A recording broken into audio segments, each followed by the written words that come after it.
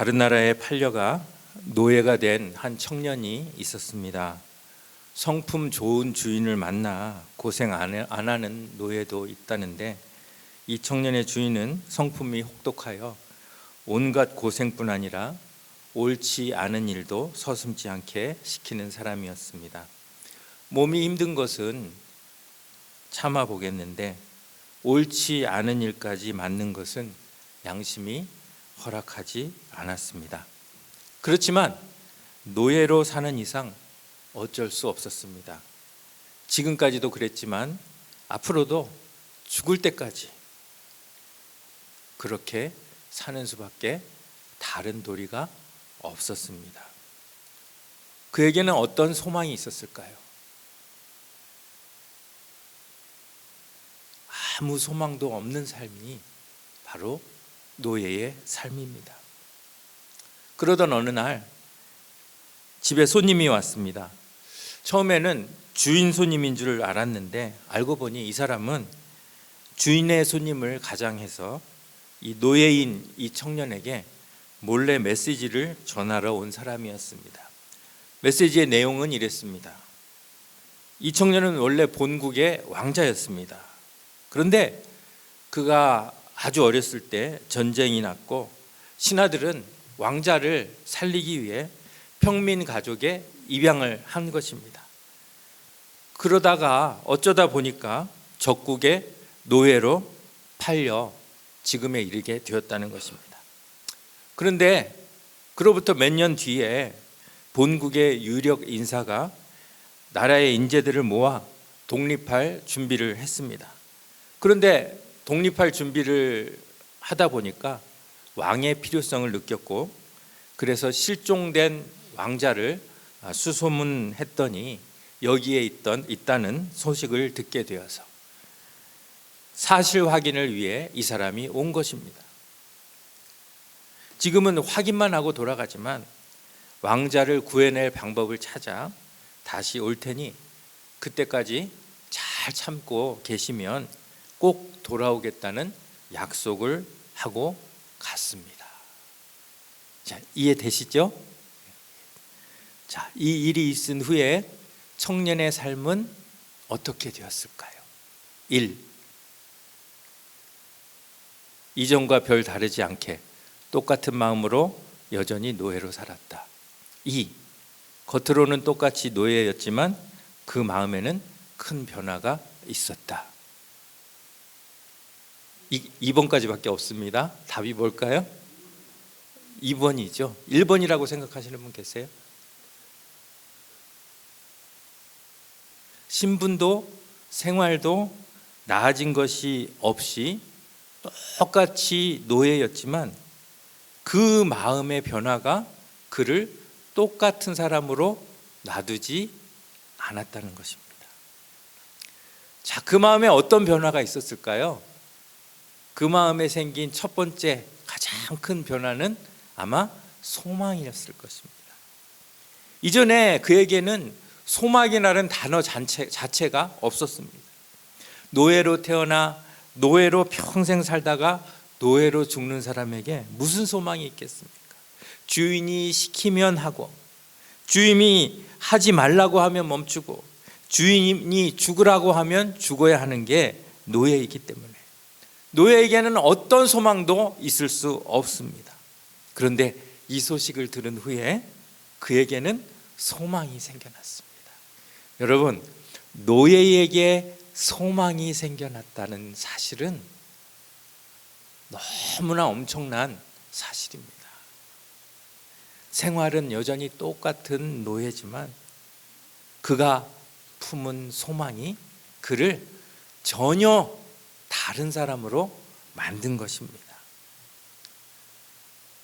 또 소망 말고 또 어떤 변화가 생겼을까요? 아마도 정체성이 생겼을 것입니다. 이제까지도 노예였고 앞으로도 당분간 노예로 살게 되겠지만 그의 마음은 이미 노예가 아니었습니다. 그의 정체성은 누가 뭐래도 노예가 아닌 왕자였습니다. 정체성을 가졌다는 것은 그의 삶에 많은 변화를 가져다 주었습니다. 먼저 그의 눈빛이 달라졌습니다. 이제까지는 노예의 눈빛을 가지고 살았는데 그의 눈빛이 왕자의 눈빛이 된 것입니다. 어떤 게 노예의 눈빛이고 어떤 게 왕자의 눈빛인지 잘 모르겠어요. 그런데 어쨌든 눈빛이 바뀌었습니다. 마음 자세 또한 바뀌었습니다. 주인의 눈치만 살피는 노예의 마음이 아니라 왕자의 기품을 품은 사람이 된 것입니다. 이렇게 소망이 생기고 이렇게 정체성이 바뀌면서 그의 눈도 바뀌었습니다. 세상을 보는 눈이 바뀐 것입니다.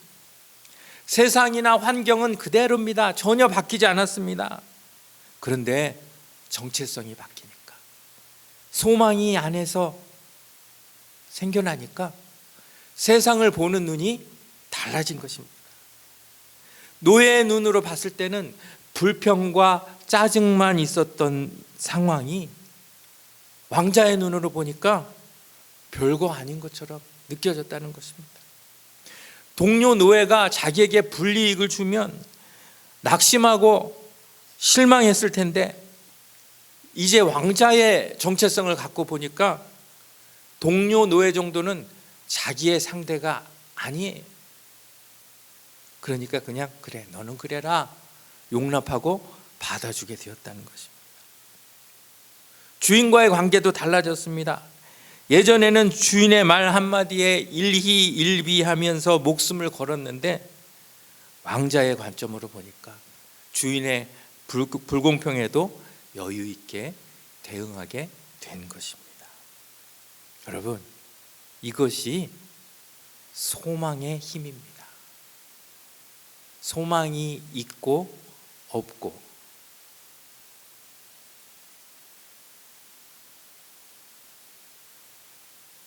오늘 말씀,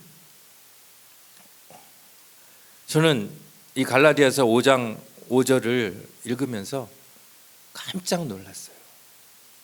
우리가 성령으로 믿음을 따라 의의 소망을 기다린다.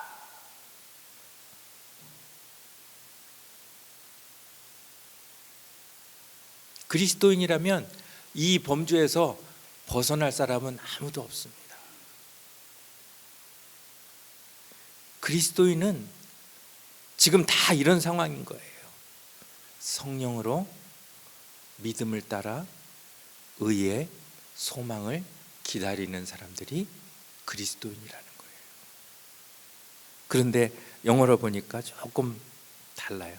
But by faith we eagerly await through the Spirit the righteousness for which we hope. 이걸 조금 직역을 하면, 그러나 믿음에 의하여 우리는 성령을 따라 열심히 기다립니다. 자, 우리가 기다리는 것이 무엇입니까? The righteousness, 의를 기다리는데 그 의를 우리가 지금 소망하면서 기다리는 거예요.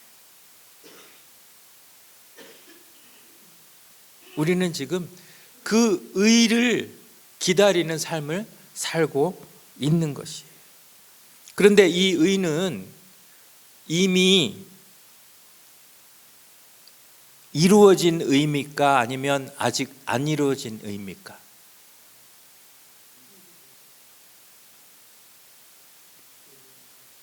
만일 이루어졌다면 우리가 소망할 필요가 없겠죠.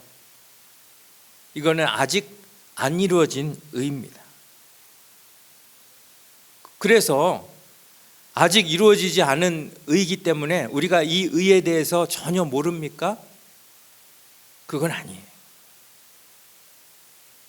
우리는 이미 예수 그리스도를 통해서 이 의를 보장받았어요. 그런데 다만 완성되지 않았기 때문에 이 의가 우리 가운데서 완성될 때까지 소망하며 기다리는 거예요. 제가 이 청년의 예를 들었는데, 이 청년이 지금 이 상황이잖아요. 지금 왕이 될 것이다 라는 그 의를 보장받았어요. 그랬는데 그 의가 지금 청년에게 이루어졌습니까? 안 이루어졌습니까? 안 이루어졌어요. 그래서 그 의가 이루어질 날을 소망하며 기다리고 사는 그 청년의 모습, 그것이 지금 바울이 이야기하는 그리스도인의 모습이라는 거예요.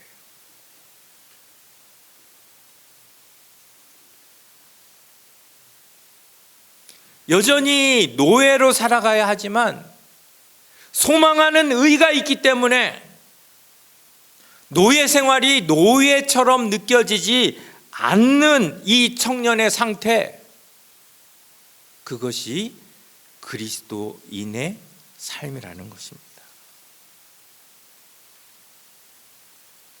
자, 이 청년의 겉사람과 속사람이 있어요. 자, 겉사람의 신분은 뭡니까? 노예입니다. 그런데 이 청년의 속사람의 신분은 왕자예요. 그런데 이 청년은 누구의 영향을 더 많이 받습니까? 겉사람의 영향을 더 많이 받습니까? 아니면 속사람의 영향을 더 많이 받습니까? 몰라요? 예? 속사람의 영향을 더 많이 받죠. 몰랐을 때는 당연히 겉사람의 영향을 받으면서 살았어요. 그랬는데 이 사실을 알고 난 뒤에는 겉사람이 전혀 문제가 되지 않아요. 청년을 다스리는 사람은 속사람이에요. 속사람의 영향력이 겉사람을 완전히 삼켜버리는 그러한 삶이 되었다는 것이에요. 이것이 성경이 이야기하는 그리스도인의 모습입니다. 속사람에게 부여된 새로운 정체성에 의해 움직여지는 상태를 가리켜서 고린도후서 5장 17절에서는 뭐라고 이야기를 합니까? 새로운 피조물이다. 우리 다 같이 한번 고린도후서 5장 17절 암송해 볼까요? 시작. 누구든지 그리스도 안에 있으면 새로운 피조물이라, 이전 것은 지나갔으니 보라 새 것이 되었도다. 이전 것은 무엇입니까? 노예입니다. 그렇지만 그리스도께서 오셔서 우리에게 새로운 정체성을 주셨습니다. 하나님의 자녀, 하늘의 왕자와 공주라는 정체성을 부여받은 순간 이전 것은 지나간 것입니다.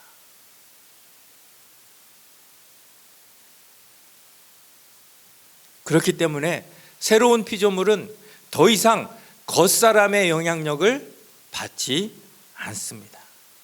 겉모습이 어떻든 노예가 됐든 상관이 됐든 임금이 됐든 상관없습니다.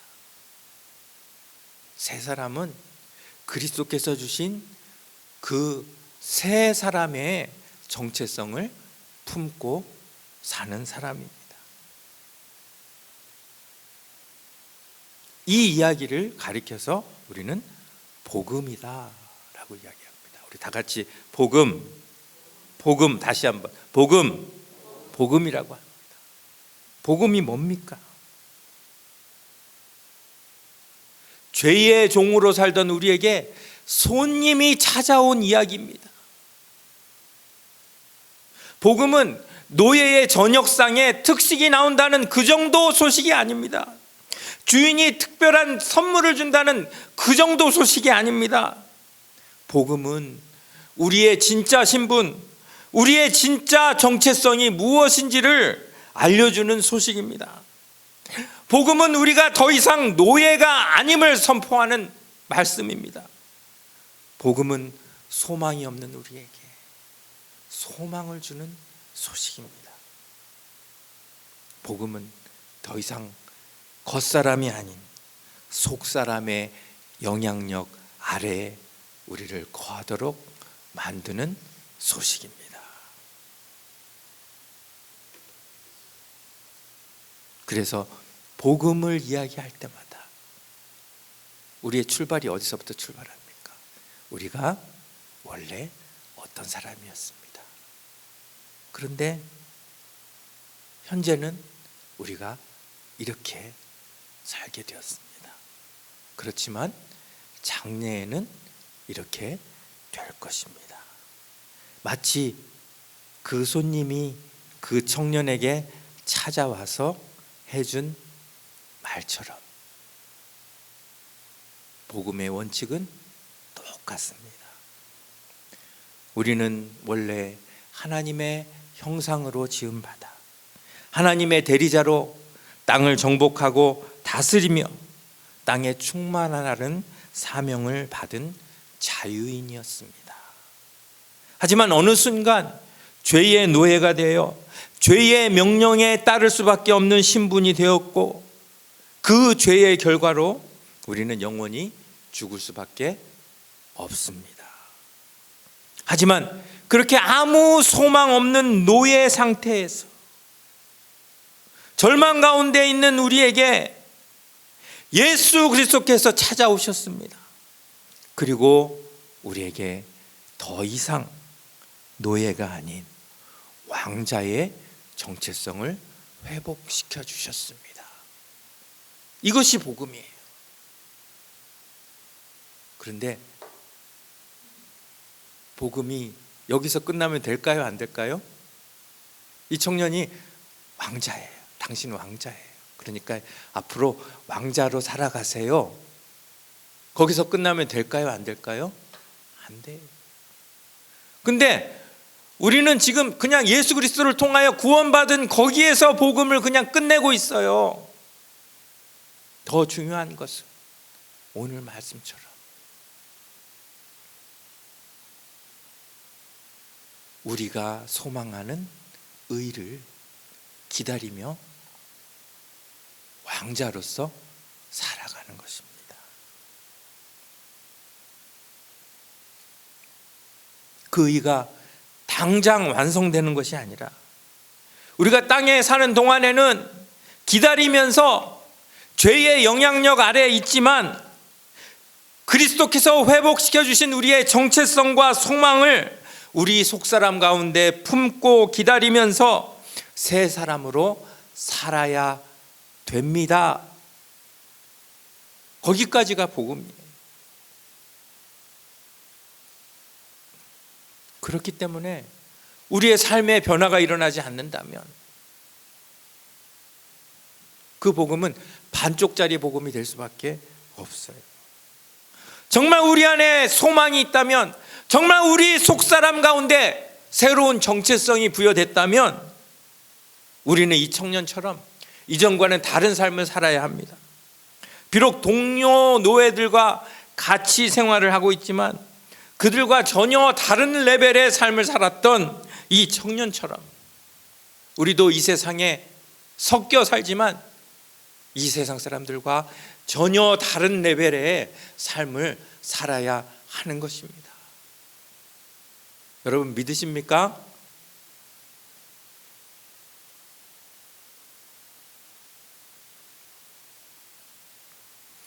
다른 노예들과 아웅다웅 싸우지 말고 그들보다 한 차원 높은 삶을 살라는 것입니다. 어떻게 정상적인 사람이 오른편 뺨을 맞고 왼편까지 될 수 있습니까? 여러분, 노예일 때는 불가능해요. 그런데 왕자는 가능합니다. 왕자는 그들과 똑같은 레벨이 아니기 때문에 노예는 맞으면 억울하고 화가 나지만 왕자는 그러려니 합니다. 어떻게 겉옷을 가지고자 하는 사람에게 속옷까지 줄 수 있습니까? 노예는 불가능하지만 왕자는 가능합니다. 왕자는 그들과 똑같은 레벨이 아니기 때문입니다. 노예일 때는 뺏기면 억울하고 화가 났지만 왕자는 그러려니 줍니다. 어떻게 원수까지 사랑할 수 있습니까?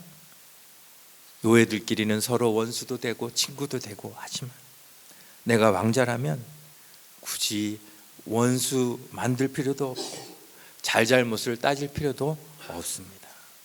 그저 한 차원 위에서 넓은 마음으로 용납하고 품어주는 것입니다. 예수님의 이 산상수훈 교훈이 이런 차원에서 우리에게 주어진 것이란 말입니다. 오늘 이 말씀 얼마나 은혜가 되는지 몰라요. 우리 갈라디아서 5장 5절 말씀 다시 한번 읽겠습니다. 시작. 우리가 성령으로 믿음을 따라 의의 소망을 기다리노니. 이게 우리의 삶입니다. 우리의 삶은 기다리는 삶이에요. 그런데 우리가 노예로 기다리느냐 왕자로 기다리느냐, 우리가 소망 가운데 기다리느냐 절망 가운데 기다리느냐,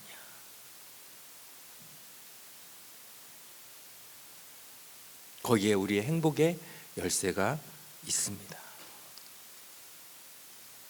예수를 믿는다고 하면서도 여전히 아웅다웅 노예처럼 사는 사람은 하나님이 우리에게 복음을 주신, 복음의 그 귀한 선물을 주신 목적과 정반대의 방향을 사는 것입니다.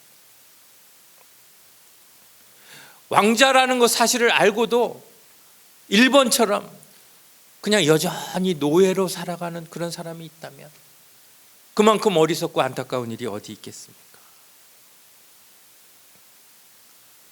우리가 왕자라는 사실을 알았다면 우리는 왕으로서의 기쁨과 품위를 소망하며 사는 것이 맞습니다. 그래서 여기서 이야기하는 의의 소망은 노예로서의 의가 아니라 왕자로서의 의를 우리가 소망한다는 그러한 의미가 됩니다. 그런데 우리의 소망을 유지시켜주는 두 가지가 있습니다. 첫 번째는 뭘까요? 우리로 소망을 유지하도록 항상 도우시는 성령님. 우리가 자칫 노예의 마음으로 돌아가려고 할 때 성령께서는 우리가 누구인지를 상기시켜 주시고 왕으로서 품위를 잃지 않도록 도와주시는 분이에요. 그리고 또 우리가 소망을 잃지 않게 하는 두 번째는 무엇일까요? 믿음이에요. 믿음. 만일 이 손님이 와서 이야기를 다 전해줬는데 이 청년이 에이 그런 일이 어디 나한테 무슨 그런 일이 있어요 하고 믿지 못했다. 믿기는 믿었는데 근데 이 사람이 가서 과연 돌아올 수 있을까? 회의적이었다면 이 청년에게 소망은 아예 생기지도 않았을 것입니다. 하지만 믿음이 있기에 그는 소망을 끝까지 놓지 않았을 겁니다. 이런 믿음과 성령을 주시면서 거기에 따라서 하나님은 우리로 소망을 가지고 의를 기다리며 살라고 말씀하십니다. 그렇기 때문에 우리는 일 하나하나에 연연하며 노예처럼 살 필요가 없습니다. 왕자의 큰 마음으로 다른 사람들을 보듬으며 살 수 있는 것입니다. 6절 말씀 우리 한번 같이 읽겠습니다.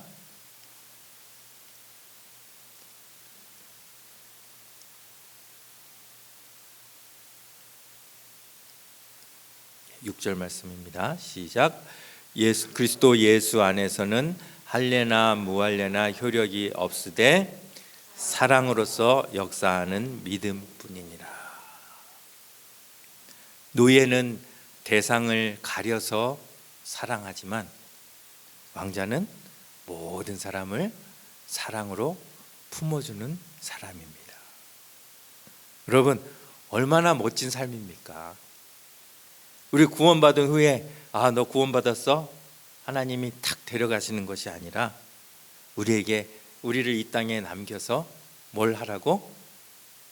기다림, 소망의 의를 기다리는 그러한 삶. 근데 기다리는데 노예로 기다리는 것이 아니라 왕자의 정체성을 가지고 내 안에서 완성될 그 의를 소망하며 기다리는 삶. 이 얼마나 귀한 선물입니까? 우리의 하루하루가 순간순간이 하나님이 우리에게 주신 너무나 귀중한 그러한 선물이에요.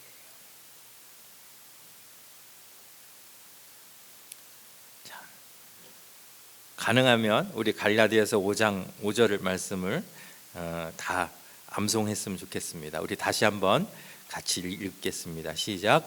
우리가 성령으로 죄송합니다. 제가 암송이 좀 잘 안 되네요. 다시 한번 시작. 우리가 성령으로 믿음을 따라 의의 소망을 기다리노니. 우리 여자분들만 시작.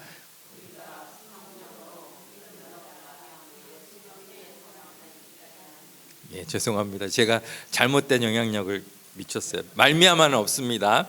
다시 한번 우리 여자분들 시작.